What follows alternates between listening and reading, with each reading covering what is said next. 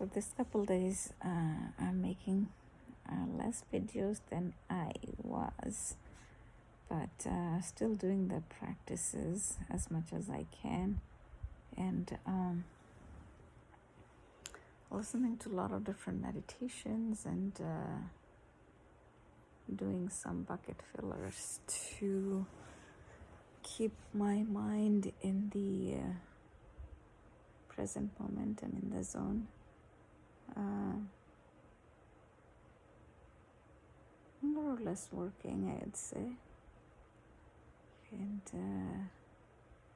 training my brain to focus on the positives, to focus on the good.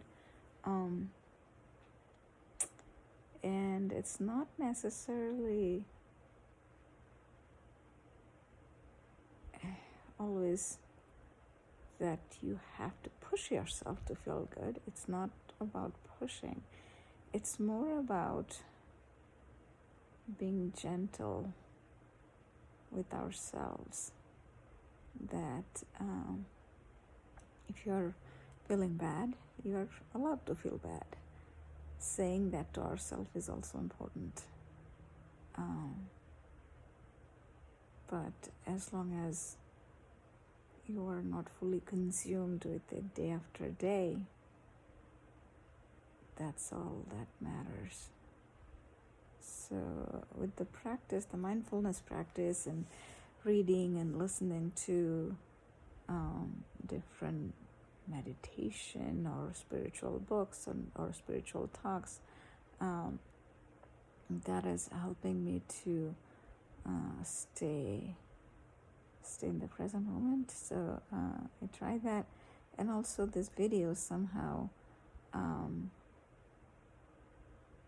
don't know, I kind of, maybe because of my personality or something, it kind of holds me accountable in a good way to keep trying, keep learning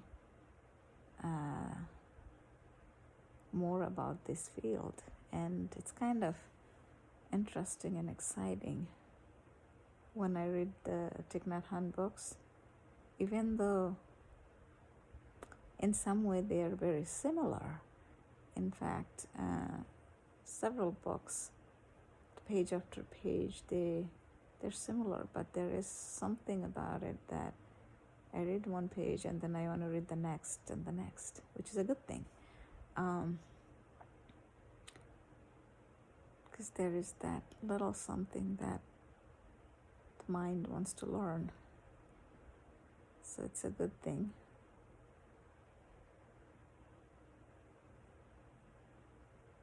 I'm trying to hear all the sounds that I can hear. I can hear the little fan that I have on in this room.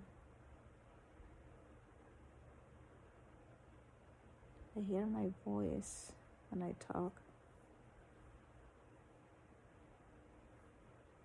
Maybe there are some birds chirping, but I can't really say for sure outside. Right now it's about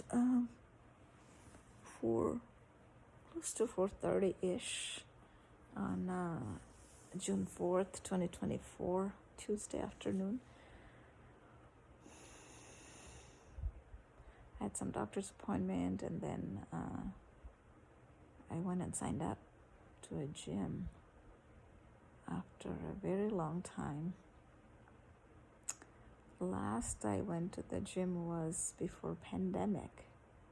During the pandemic, I did exercise from YouTube, following different things, and recently I was doing a lot of Qigong. Qigong is good for mind, but it doesn't really for physical exercise, stress relief.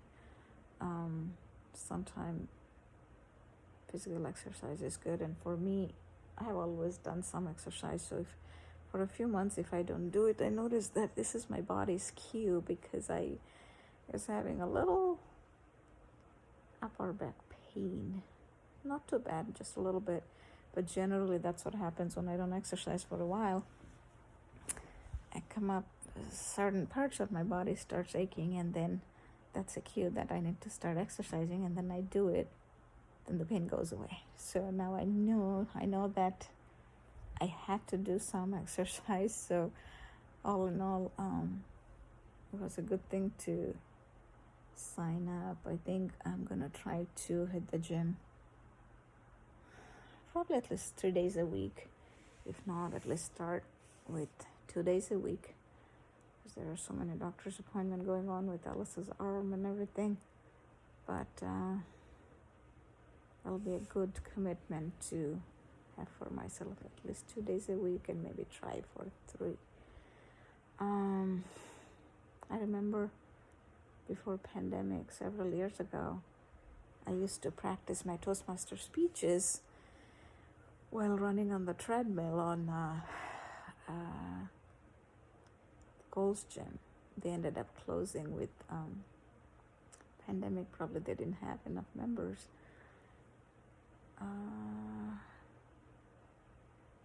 Yeah, I'm still part of Toastmasters, a different club now. Maybe someday I'll end up doing that. I'll practice some speech when I'm practicing at the new gym, Planet Fitness. I wanted to sign up at the other gym where Alice could go and swim, but because of her arm situation, she broke it again. So for a couple of months, she won't be able to swim. So that gym was more expensive too. So this is good for now. And after a few months, maybe definitely in winter, it'll be a good thing to sign up to the other gym where Alice can practice swimming and can have fun there.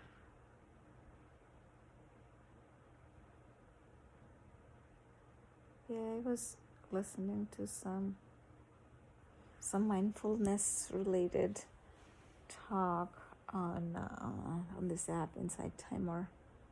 It's pretty good. The title of that was Sangha. Sangha is it's a Sanskrit word, but in English it means community. That's a term that is used in Buddhism. In Thich Nhat Hanh books, he refers it as having a Sangha is important to when you want to continue with the mindfulness practice. Any kind of spiritual practice, mindfulness practice, it is so very important to have a community, because without a community, we would give up. We would give up when life gets busy. These are like, even though we don't want it to consider that way, but these are like vitamins instead of painkillers, and we consider our spiritual practice as a painkiller when life gets hard and we pray and pray and ask something from God. We feel like then it's a painkiller, but other times we as human beings, life gets busy. When life is normal, going good, we think spiritual practice is a vitamin, so we give it up very quickly. But if we have a Sangha, which is a community, if we have a community, we'll keep going back to that practice even when we are not suffering, even when we have good times. And that is how we can nourish our happiness. We can water our happiness, because what we water is grows. So when there is happiness, we water it, there's more happiness. And when something goes not according to the plan, something sad happens, when we try to take care of it, when it did not grow as much to be a bigger pain, then it's easier to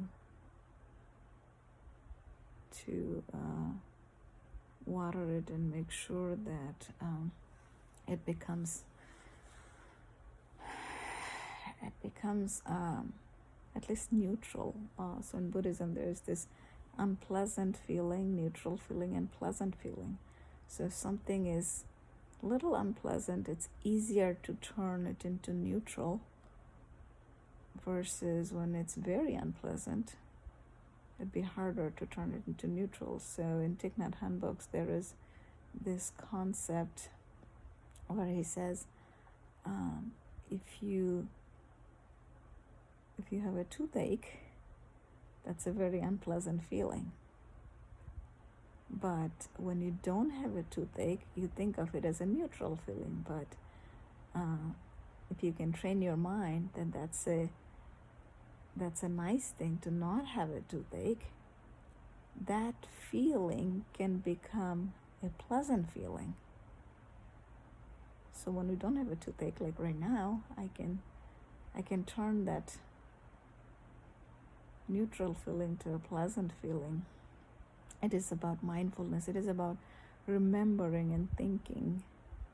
So it all goes back to, what do you remember? In some way, I think mindfulness practice is about remembering the things, because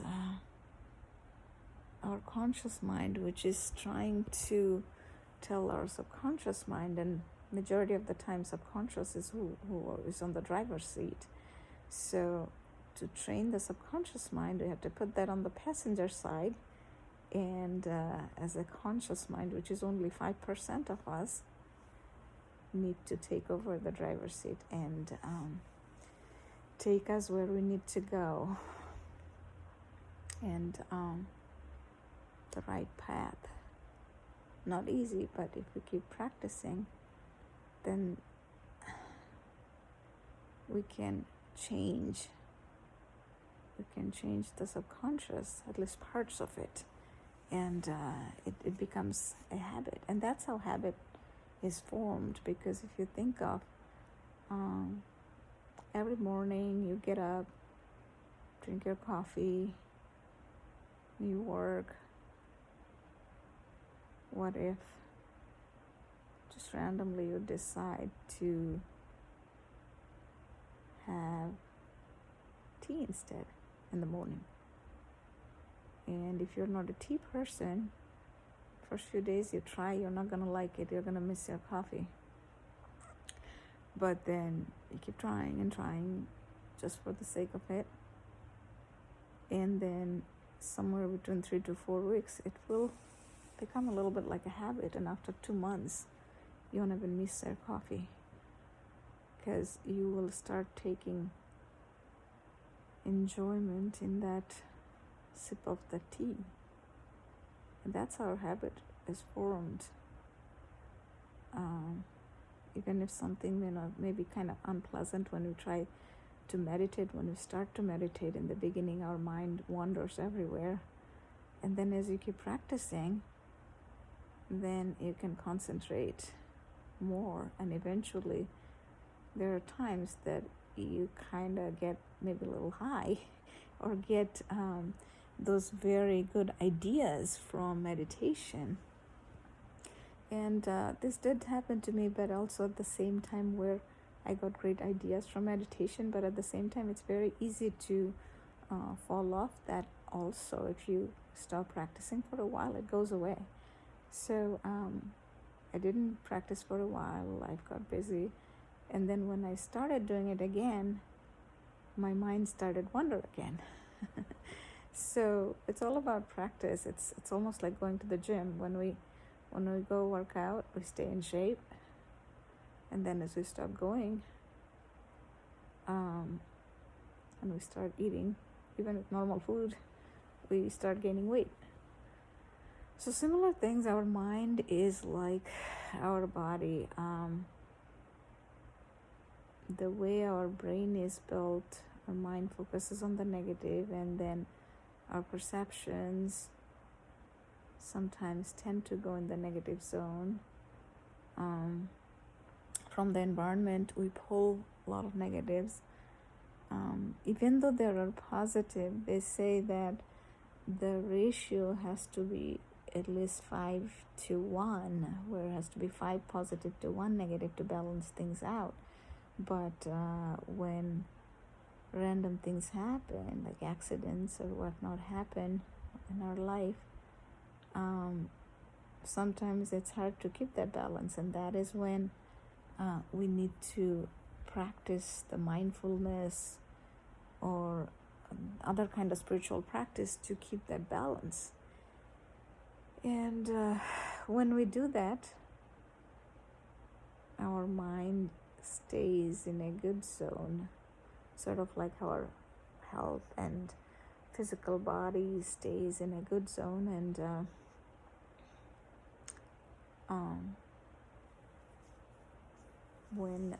when you do the annual physical, the doctors check all those numbers.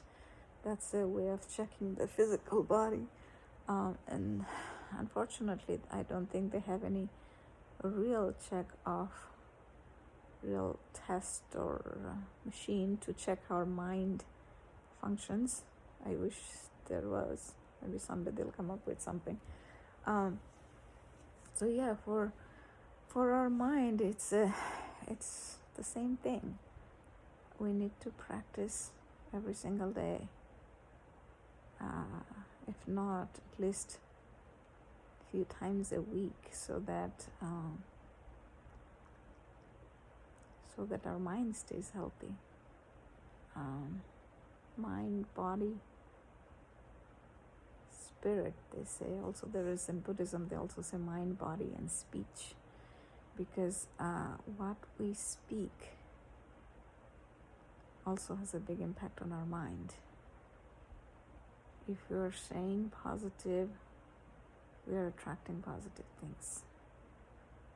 And each and every word that we speak is creating our world, our reality. So it's important that our thinking, feeling, in action, the speech that we use is also positive.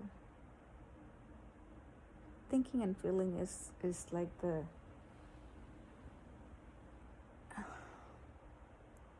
probably the root of it, but it's a cycle. It's a cycle because what you think, if you think something good, it makes you feel good, and then you say something good.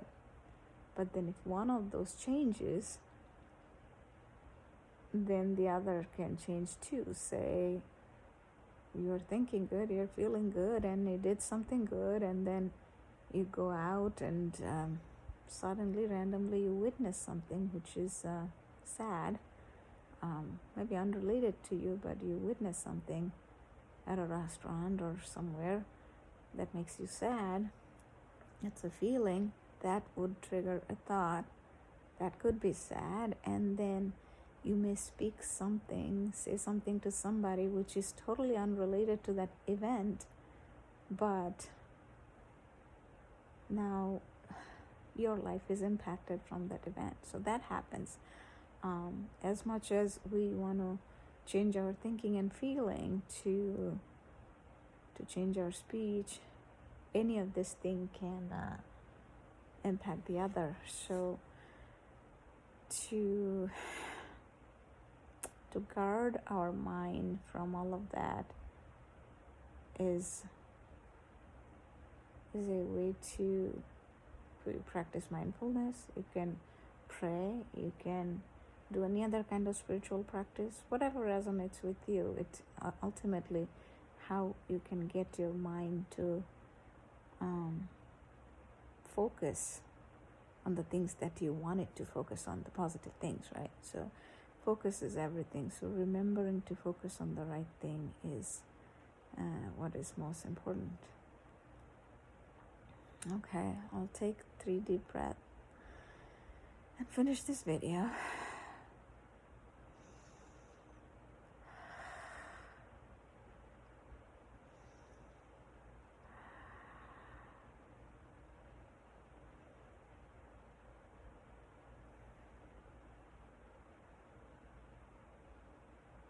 I'm also trying to practice more patience with these videos.